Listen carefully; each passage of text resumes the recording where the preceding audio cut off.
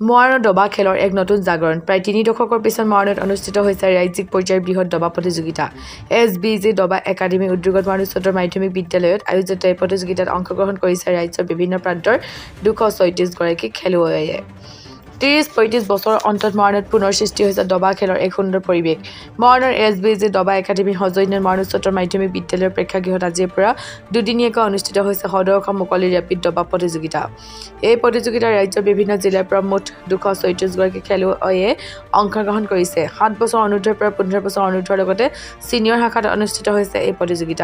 প্ৰতিযোগিতাখনত মুঠ 1,53,000 টকাৰ নগদ ধনৰ পুৰস্কাৰ ব্যৱস্থা কৰা হৈছে 5বাৰৰ অসম চেম্পিয়ন শান্তনু বৰপাত্ৰ গোহাঁইৰ নেতৃত্বত আয়োজিত এই প্ৰতিযোগিতাই মৰাণৰ নৱপ্ৰজন্মক দবা খেলৰ প্ৰতি আকৰ্ষিত কৰিব বুলি আশা কৰা হৈছে আমি প্ৰায় 30-35 বছৰমানৰ মূৰত আমি এখন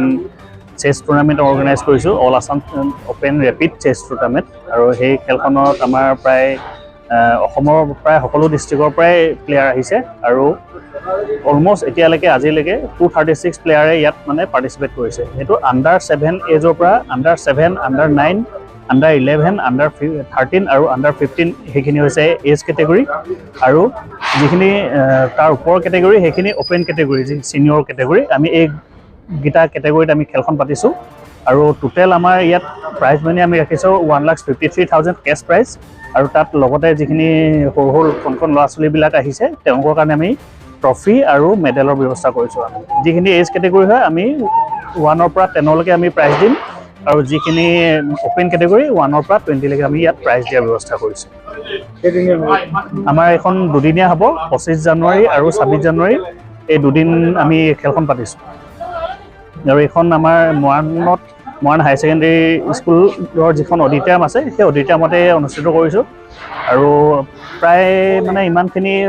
প্লেয়াৰ চোৱাৰ কাৰণে আমাৰ বহুত ভাল লাগিছে আজি ইমান বছৰৰ মূৰত আমি ফাৰ্ষ্ট পাতিছোঁ আৰু ইমানকৈ প্লেয়াৰ যে হৈছে আমি তাত বহুত সুখী 35 বছৰ পাছত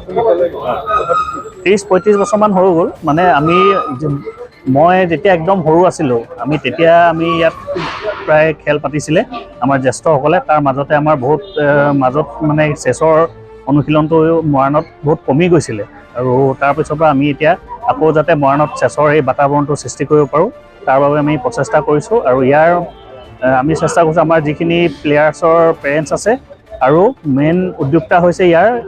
SBG চেছ একাডেমী যিখন আমাৰ মৰাণ হাই ছেকেণ্ডেৰী স্কুলৰ সন্মুখতে আছে তেওঁৰ শান্তনু বৰপাত্ৰ গোহাঁই তেখেত এই একাডেমীৰ অ'নাৰ হয় আৰু তেখেত 5বাৰ অসম চেম্পিয়ন লগতে 3বাৰ নৰ্থ ইষ্ট চেম্পিয়ন গতিকে তেওঁ ইয়াত এটা পদক্ষেপ ল'লে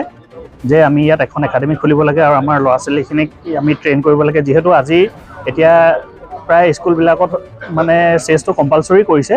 গতিকে আমি সেই হিচাপে আমি মৰাণকো চেছৰ যাতে এটা বাতাবৰণ দিব পাৰোঁ তাৰ আমি এটা প্ৰচেষ্টা কৰিছোঁ আপোনাৰ ঘৰৰ সকলো প্ৰয়োজনীয় সামগ্ৰী একে স্থানতে উপলব্ধ কৰিবলৈ মৰাণৰ নিৰ্ভৰযোগ্য প্ৰতিষ্ঠান অসম ইলেক্ট্ৰিকেলৰ নতুন প্ৰতিষ্ঠান মৰাণ আৰক্ষী থানাৰ সন্মুখত অসম ইলেক্ট্ৰিকেল আৰু অসম চেনিটেৰী অসম ইলেক্ট্ৰিকেল আৰু অসম চেনিটেৰীত উচিত মূল্যত উপলব্ধ আছে বিভিন্ন আগশাৰী কোম্পানীৰ ইলেক্ট্ৰিকেল সামগ্ৰী ৱাটাৰ পাম্প ষ্টাইলছ অত্যাধুনিক bathroom fittings TV fridge sanitary pipe fittings mobile ডোৰ fittings আৰু বিভিন্ন সামগ্ৰী যোগাযোগ কৰক 6003591984